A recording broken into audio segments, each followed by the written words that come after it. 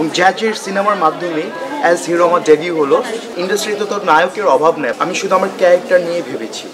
মেকিংয়ের কিছু জায়গায় একটু 19-20 হয়েছে, এটাকে জাজ করার ক্ষমতা রাখি না। বাট আমি যে ক্যারেক্টারটা পেয়েছি, রকস্টার রনি বা গিটারিস্ট রনি, এই ক্যারেক্টারের হাজারটা লেয়ার্স আছে, হাজারটা শেডস আছে।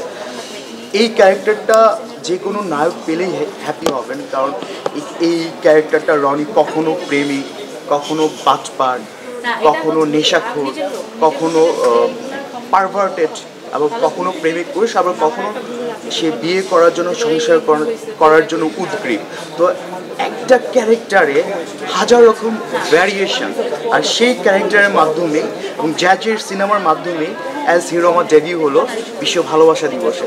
So I am fortunate person, এবং এটা আমি খুব প্রাউডলি বলতে পারি। আমি ভাগ্যবান, ইন্ডাস্ট্রিতে আমি ভাগ্যবান নায়ক যার সুন্দরভাবে আত্মপ্রকাশ হয়েছে। এখন আপনাদের সাপোর্ট লাগবে। আমার হাতে আরও 10-15টা ছবি আছে, ছবিগুলো এই বছরই শেষ হয়ে যাবে, এবং বেশ কিছু সিনেমার সেন্সর হয়ে গেছে। তো পাইপলাইনে অনেক ছবি আছে, সিনেমা ছাড়া আর কোনো মাধ্যমে কাজ করার ইচ্ছা নাই। মাত্র 18 ক্রস করেছে বা 18-র ভিতরেই আছে, টিনেজার মেয়েরা। ওরা না, এই বয়সটা আসলে ভুল করার বয়স। তো উচ্চ বিলাসীর কারণে হোক, সিনেমার নায়িকা হবে এই প্রলোভনেই হোক, বা দামি ড্রেস পেতে হবে এই জন্য বয়ফ্রেন্ডকে ধরার জন্যই হোক, তার অনেক টাকা লাগবে। এখন টাকা লাগতে হলে একটা বয়ফ্রেন্ড তার থাকতে হবে, বা একটা শিল্পপতির সঙ্গে বা সুগার ডেডির সঙ্গে তার রিলেশন করতে হবে।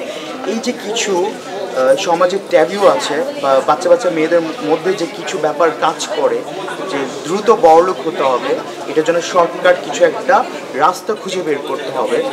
তো ওরা এই সিনেমাটা দেখলে বুঝবে বড়লোক হওয়ার জন্য বা কামিয়াব হওয়ার জন্য শর্টকাট বলতে কিছু না। প্রথম কথা হচ্ছে, আমাকে যে ক্যারেক্টারটা দেওয়া হলো, সেই ক্যারেক্টারে আমি ঠিকঠাক অভিনয় করতে পারলাম কি না, ওইটা হচ্ছে আমার প্রধানতম দায়িত্ব বা কর্তব্য। ডিরেক্টর কেমন ডিরেকশন দিচ্ছেন, ডিওপি কেমন ক্যামেরা চালাচ্ছেন, মেকআপ আর্টিস্ট কেমন মেকআপ করছেন, it's not none of my business. আমার কাজ হচ্ছে, আমাকে যে ক্যারেক্টারটা দেওয়া হলো, যে ক্যারেক্টারের জন্য প্রডিউসার, ডিরেক্টর বা প্রযোজনা প্রতিষ্ঠান আমাকে যোগ্য মনে করেছেন।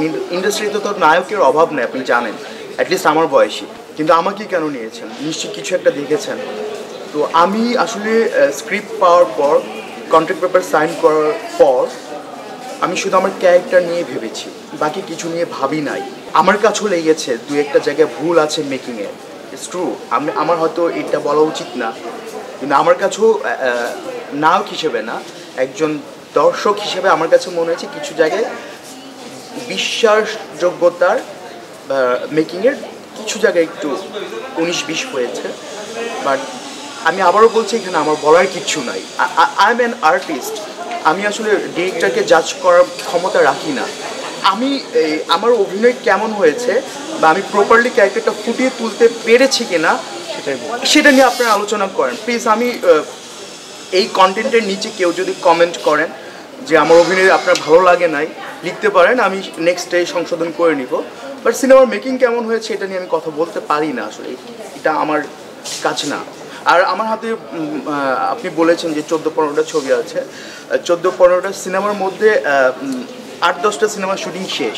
ইভেন আমি আজকেও ফেসবুকে একটি সিনেমার সেন্সর ছাড়পত্র পেয়েছি, সেটা পোস্ট দিয়েছি। এবং গতকালকে আরেকটি ছবির সেন্সর ছাড়পত্র পেয়েছি, সেটা পোস্ট দিয়েছি। ঈদে আমার 4 থেকে 5টা সিনেমা রিলিজ হচ্ছে। আমার নিজের লেখা কাহিনী, সংলাপ, চিত্রনাট্যে 3টা সিনেমা হচ্ছে। তো সিনেমা আছে, কিন্তু এটার চেয়ে বড় কথা না, যে নায়কটার হাতে অনেক সিনেমা আছে, এটা বললে আপনারা হয়তো বিশ্বাস করবেন না, কিন্তু যে নায়কটা সিনেমা এখন হলে চলতেছে আপনি সেটা দেখে আসেন না, তাহলে তো আসলে কোনো কোশ্চেন অ্যারাইজ হয় না। এই মুহূর্তে আমার সিনেমা চলছে বাংলাদেশের 17টি প্রেক্ষাগৃহে, জাজ মাল্টিমিডিয়া প্রযোজিত সিনেমা ময়নাটা আপনারা হলে গিয়ে দেখে আসেন। ইন ফিউচার আমার কী সিনেমা আসবে না আসবে সেটা আমরাই জানিয়ে দেব।